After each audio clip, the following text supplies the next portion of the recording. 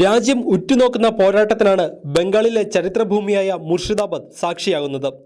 British ആധിപത്യത്തിനു മുമ്പ് വിശാല ബംഗാളിന്റെ ഭരണകേന്ദ്രമായിരുന്ന പ്രദേശം. കശ്മീർ കഴിഞ്ഞാൽ രാജ്യത്ത് ഏറ്റവും കൂടുതൽ മുസ്ലിം ജനസാന്ദ്രതയുള്ള നാട്. ഇടതുമുന്നണി കോൺഗ്രസ് ധാരണപ്രകാരം മുർഷിദാബാദിൽ CPIM മത്സരിക്കുമ്പോൾ CPIM സംസ്ഥാന സെക്രട്ടറി മുഹമ്മദ് സലീമാണ് സ്ഥാനാർത്ഥി. മുർഷിദാബാദ് കൂടുതൽ തവണ വിജയിപ്പിച്ചത് ഇടതുപക്ഷത്തെയാണ്. കോൺഗ്രസിന് സാമാന്യം വേരോട്ടുള്ള മണ്ഡലത്തിൽ യോജിച്ച പോരാട്ടം വലിയ ഉണർവാണ് ഉണ്ടാക്കിയിരിക്കുന്നത്.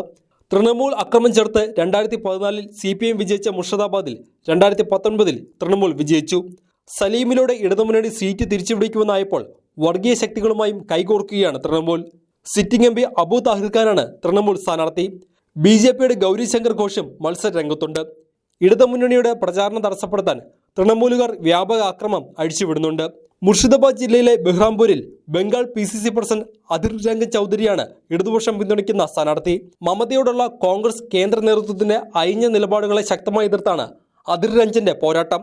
എന്ത് വിട്ടുവീഴ്ച ചെയ്തിട്ടായാലും മമതയുമായി സീറ്റ് ധാരണയുണ്ടാക്കണമെന്ന ഹൈക്കമാൻഡ് നിർദ്ദേശം ചൗധരി വിലക്കെടുത്തില്ല. തൃണമൂലിനെയും BJPയും നേരിടുന്നതിൽ വിശ്വസിക്കാവുന്നത് ഇടതുപക്ഷമാണെന്ന അധീറിന്റെ ബോധ്യമാണ് ഇടതുപക്ഷവുമായി ധാരണയുണ്ടാക്കാൻ ബംഗാൾ ഘടകത്തിന് പ്രേരണയായത്. ഗുജറാത്ത് സ്വദേശിയായ ക്രിക്കറ്റ് താരം യൂസഫ് പഠാനാണ് തൃണമൂൽ സ്ഥാനാർത്ഥി. BJPയുടേത് നിർമ്മൽ കുമാർ ഷായും.